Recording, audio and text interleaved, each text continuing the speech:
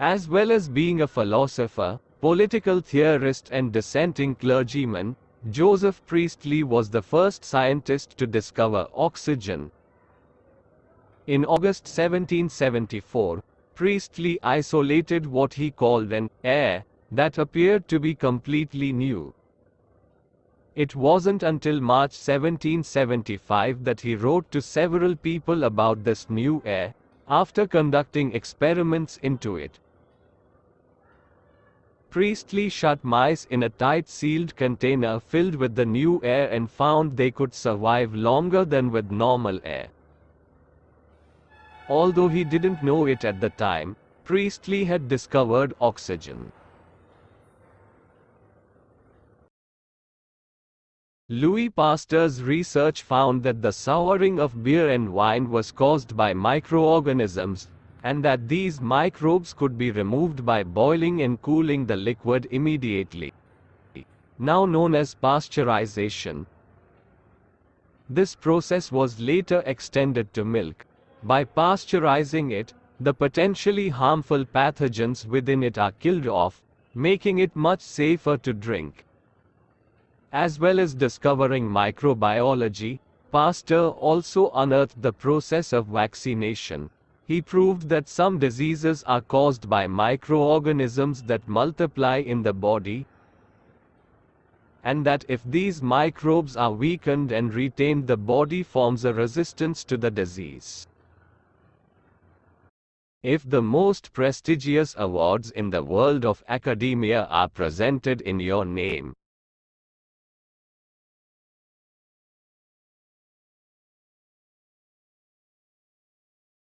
it's fair to say you are among the greatest minds in your field.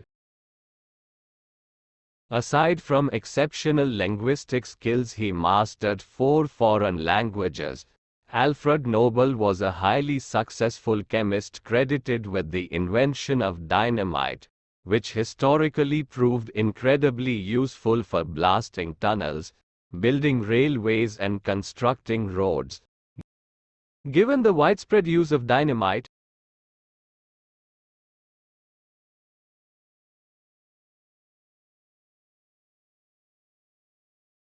Nobel accumulated great wealth. In his will, he asked that his fortune be used for presenting annual awards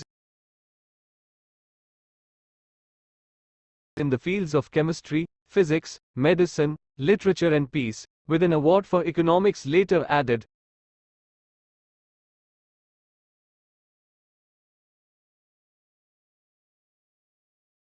In 1869, Dmitri Mendeleev published what's generally cited as the first periodic table, Mendeleev's periodic system, which arranged chemical elements in order of their atomic weight. Once arranged, the ordering of elements shows clear groupings, where similar properties are displayed.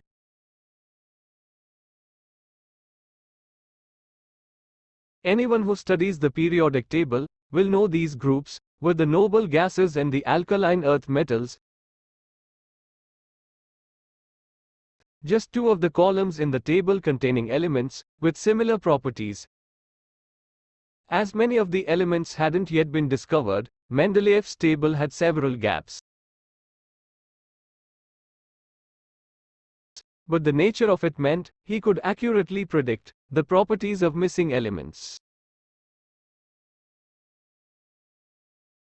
Marie Curie is one of the most famous names in science. This is arguably in part due to the charity set up in her name, but her achievements in chemistry also merit recognition. In 1903, Curie became the first woman to win a Nobel Prize for physics. In 1911, upon winning the Nobel Prize for Chemistry, Curie became the first person to win 2 Nobel Prizes. She's still the only woman to do this and remains the only person to win 2 Nobel Prizes in multiple sciences.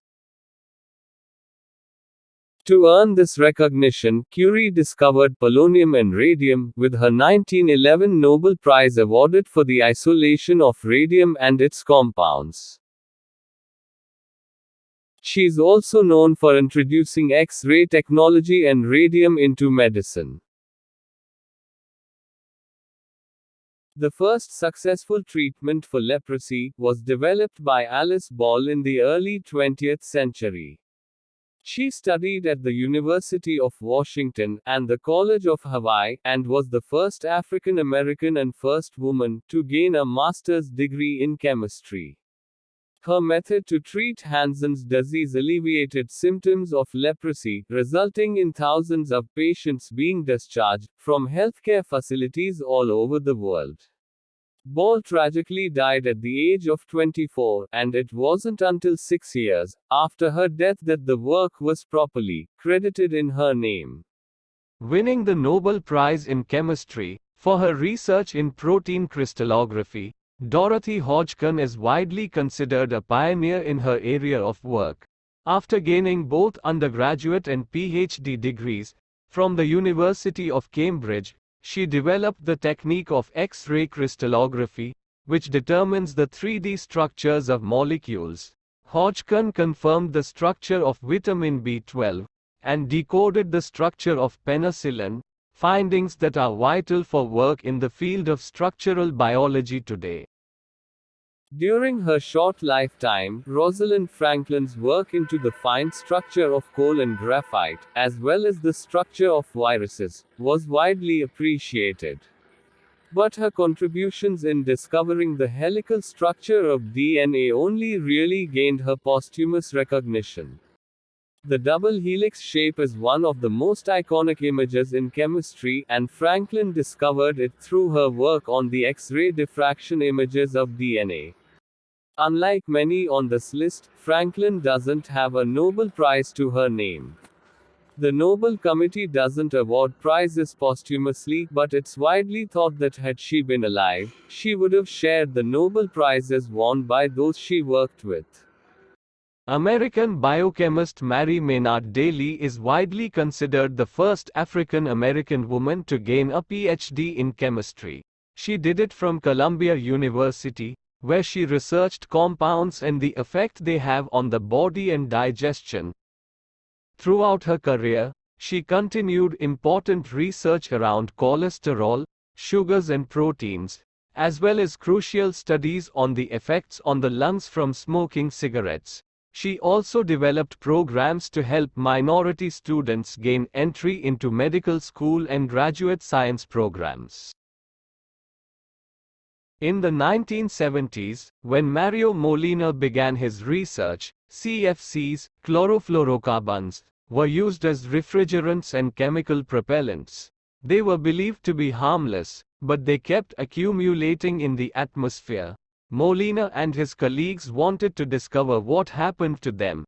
They discovered that upon reaching the upper atmosphere, CFCs are destroyed by the sun's radiation. In turn, this process releases chlorine, which eats away at the Earth's ozone layer.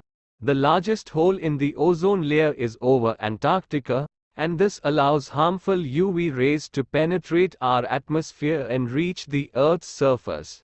Had Molina not discovered this phenomenon, humans may never have made efforts to reduce CFC emissions, and the damage to the ozone layer would have been much worse than it is now.